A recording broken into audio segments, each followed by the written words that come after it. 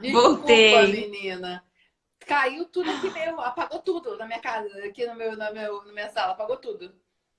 Então, eu nem sei até onde que as pessoas me ouviram, porque eu tava falando, aí começou a travar a sua imagem, Melhor aí você eu falo, repetir. Melhor você repetir sim, a agora deixa as pergunta. pessoas entrarem, né, É. novamente. E aí eu comecei a falar. Eu falei assim, acho que deve estar travado, mas ela tá me ouvindo, né? Aí eu parei de falar, falei, Suzana, cadê você? Aí travou tudo. Aí eu perguntei, Eu olhei pessoal, para baixo, eu olhei para baixo, quando eu olhei para cima, apagou tudo. aí eu ainda perguntei, pessoal, alguém tá me ouvindo? Alguém continua me ouvindo? Ninguém respondeu, parou tudo, travou tudo. Aí eu falei, deixa eu sair.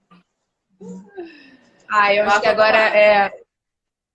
Bom, vamos dar continuidade, porque agora nem sei, já me perdi no que eu estava falando, nem sei até onde que o pessoal estava acompanhando. Mas eu lembro que eu estava falando, por eu ser mãe, em relação a e atender gestantes, né? Em relação a esse tipo de crença também acontece muito. Uhum. O Wagner, tudo bom? Entrou novamente, a gente teve um problema aqui, vamos continuar, tá? Então, esse tipo de crença acontece muito, por exemplo, tive uma gestação que foi conturbada, o parto teve complicações, ou tive abortos, enfim. Quando eu engravido novamente, eu carrego tudo isso, né? A maioria das pessoas, das mulheres, elas carregam tudo isso novamente. Poxa, eu tô grávida, e se acontecer de novo, e se eu tiver novamente aborto, ou se o meu filho nascer de repente com alguma complicação e meu parto foi exatamente igual, a gente vai carregando, é muito automático isso. Isso é um exemplo de crença limitante em relação a mães, né? Então, falo isso porque tenho duas gestações e tenho muitos atendimentos com gestantes e a maioria delas carrega mesmo isso. E a gente tem um trabalho na terapia de desenvolver exatamente a identificação dessas crenças e a gente colocar, tá, de 0 a 100, o quanto você acredita que realmente isso vai acontecer novamente, qual é a probabilidade disso. Então, a gente vai trabalhar com esse tipo de reflexão, tá? Para a gente Uhum. ir destrinchando ali, e aí a gente vai percebendo que realmente, né, é coisa da nossa cabeça, né? A gente carrega isso com a gente. Então, é mais ou menos isso que caracteriza também, né? Estou tentando explicar aqui de uma forma que todos entendam, mas é mais ou menos isso que caracteriza uma crença limitante. E a outra pergunta, Suzana, era até por que esse nome, né? Já perguntaram isso pra gente. E é Uhum. justamente isso. Ela limita a gente. É como se a gente ficasse assim, né? Com aquela verdade absoluta, a gente só enxerga aquilo, a gente aí falta aquela coragem, aquele impulso para a gente tentar, porque alguém já disse que não vai dar certo, alguém já me disse que eu não sou capaz, eu comecei a acreditar de fato nisso, e isso não me funciona, isso me deixa ali paralisado, né? Eu não tenho força para ter esse impulsionamento, né? Se você É. quiser complementar o que eu falei. Em várias questões isso acontece, né? O fato de ser mulher e trabalhar com determinadas funções, que são, em maioria, funções masculinas. Aí a pessoa vai e fala o quê? Não vou conseguir. Ou então alguém fala para ela, não vai conseguir, porque você é mulher. Mulher não consegue fazer isso, né? Eu, Exato. particularmente, já caí na briga com um monte de homem, porque isso é um tipo de crença limitante que eu não tenho. Mas eu conheço várias mulheres que têm. Sim, Relacionamento sim. abusivo também é uma crença limitante, porque a pessoa passa a acreditar que ela é limitada àquela relação e ela não consegue sair dela, seja na relação na base financeira ou na relação emocional, que é pior do que a financeira, na realidade, a emocional. Sim, Porque a sim. financeira, a pessoa É quando dá na difícil. telha vai trabalhar e vai. Pois é. Uhum. Agora sim, a crença limitante, nós temos, todas temos. Eu, Suzana, psicóloga, tem, Marcela, psicóloga, tem. Alguma crença limitante a gente sempre tem, que não necessariamente foi imposta por alguém. Às vezes de nós mesmos, né? Da nossa Sim. própria mente. Olha, eu passei a achar que quando a gente tem algum tipo de ansiedade, algum tipo de depressão, eu acho, Marcela, que essa é uma fase que as crenças limitantes aparecem muito, porque você se sente muito frágil e aí você acha que você não vai ser capaz de fazer nada. Sim, E você fica muito aí, vulnerável, né? muito vulnerável. Aí você fala, olha, até a hora que a pessoa cai na cama de vez, porque ela diz o seguinte: nem comida ela é capaz de fazer. Então, assim, eu sou um nada, né? Então, eu sou um nada. Então, tudo tá dentro da nossa cabeça. A gente é que comanda, a cabeça é que comanda o que a gente vai fazer. As pessoas têm essa ideia, por isso que eu falo muito dessa questão do coaching. É humanamente impossível. Uma pessoa com um dia, ela pode te ensinar. Eu até brinco, eu falo assim, eu tenho 5 anos de formação, mais 2 em MBA, mais outros 2, não sei o quê, mas agora me mandaram fazer um dia de coach para poder formar geral. Aí eu falei, ou seja, os caras fazem um trabalho baseado na psicologia positiva, que é a nossa base de estudo que a gente faz durante 5 anos para poder formar no coach. E como eu falei, nada contra coach. Eu acho que a metodologia é bem bacana, eu acho que é emocionante, eu já fiz né? Dá aquela coisa legal. Só que as pessoas têm que parar de confundir de fazer um tratamento terapêutico com um dia de coaching pro que é real, pro um psicólogo, um tratamento real. Né? Com certeza. Até aproveitando esse gancho, né?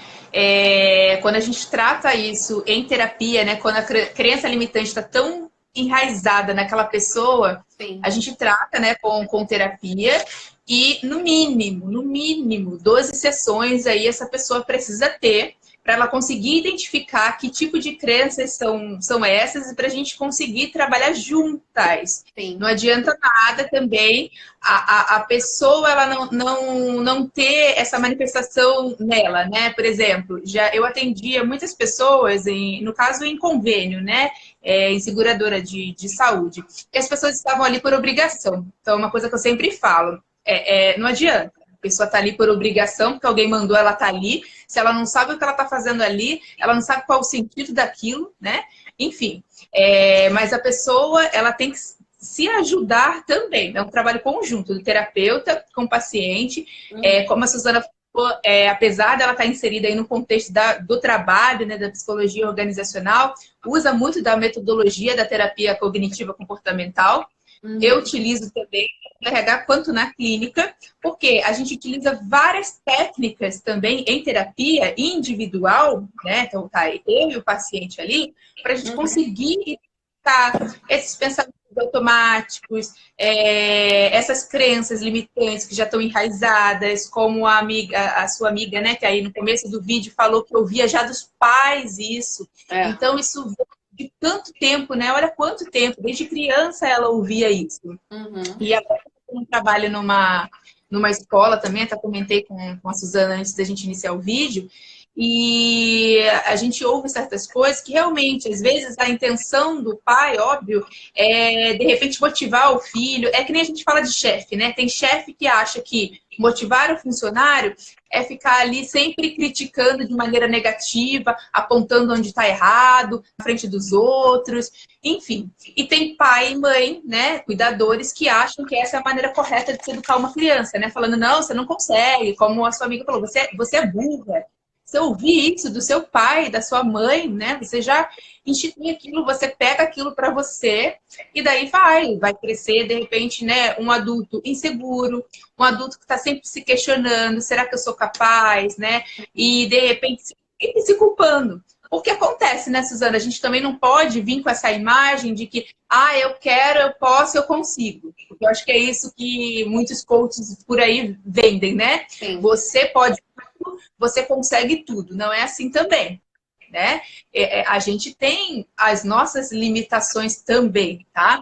E às vezes a gente vai se frustrar, às vezes não vai dar certo. Não é tudo o tempo todo que vai dar certo, né, Suzana? Então, é por isso que eu digo que, assim, a crença limitante, ela existe, ela vai existir, ela existe em mim, ela pode aparecer outra daqui a pouco, pode ser que amanhã eu esteja passando na rua e eu comece a acreditar que se eu atravessar, a gente não tem isso, se eu atravessar para o outro lado da rua, o caminhão vai passar, vai me atropelar, não tem essas coisas, essas manias, né? E quando se torna excessivo, por uma questão de ansiedade, você quer substituir o pensamento ansioso por um pensamento de desafio, você começa a se lançar desafios. E aí você começa a ter uma crença limitante que você vem com um transtorno, vem com um toque, vem com uma bipolaridade. Por isso, a mente humana é uma coisa muito louca, assim. E aí, o que acontece? Só há um jeito de saber o que é crença limitante. É testando, não tem outro jeito. É testando. E aí você vai conseguir pelo menos separar se é crença limitante ou se é uma coisa que você não gosta de fazer. Que é o meu caso lá com a matemática, né? Olha, eu fujo da matemática que nem o diabo foge da cruz. Até hoje eu fujo. Mas eu fujo consciente. Eu fujo assim, não gosto de nada que tenha a ver com matemática, eu não suporto. Assim como eu conheço colegas que eu faço treinamento de oratória que correm de falar com outra pessoa. Não, Suzana, falar eu não quero. A pessoa, se puder, eu dei um treinamento essa semana sobre isso, ela vira parte da mobília, para ninguém falar com ela. Por quê? Isso é uma crença limitante. Ela precisa falar com outras pessoas. Mas eu não estou dizendo que é fácil. A partir da manhã você começa a falar, né? Não é assim. Isso é um treinamento. Eu fui treinada, né? Para estar onde eu tô. Você também foi. E a gente estudou, enfim. E foi treinada. E se você não dá esse passo, esse caminho, você nunca vai saber se você consegue. Aí você vai ter essa limitante. Você vai se tornar um idoso de 90 anos, dizendo que você não fez nada na sua vida porque você sempre foi muito limitado. Limitado por quem? Por você. Você mesmo se limitou. A gente mesmo se limita. Você está falando, tá me vindo à cabeça uma tirinha que eu gosto muito, que é do IP, né? O IP, na época de troca de folhas, aí uma pessoa olha para ele e fala, olha que lindo, né? Que coisa maravilhosa. E aí a outra fala, nossa, mas faz muita sujeira. Então depende, tem a ver com ponto de vista também, né? Essa questão de que jeito que você interpreta as situações. Então, crença limitante tem a ver com isso também. Existe uma situação, né? Existe uma situação e de maneira que você interpreta aquela situação. De acordo com a tua interpretação, isso vai gerar um afeto, vai gerar um sentimento em você e esse sentimento vai gerar um comportamento, né? Então, por exemplo, falar em público. Falar em público gera um sentimento de ansiedade em você. E que comportamento que vai gerar? Você vai fugir disso a todo custo possível, né? Então, você tem que identificar lá atrás, né? A gente tem que vir assim, ó, lá de trás. Então, o que gerou esse sentimento em mim? O falar em público. Mas e aí, isso veio de algum lugar? Por quê? Teve alguma situação que, de repente, eu falei em público, riram de mim, enfim. Porque, às vezes, acontece isso. Isso acontece muito. Você passou por uma situação, aquela situação foi negativa para você, e aí você institui isso, que tudo que acontecer relacionado àquela situação vai ser negativo. Como o exemplo que eu dei da gravidez, do relacionamento, né? É muito difícil uma mulher sair de um relacionamento abusivo e logo se relacionar com outra pessoa, porque ela vai ficar com aquilo, né? Essa visão negativa.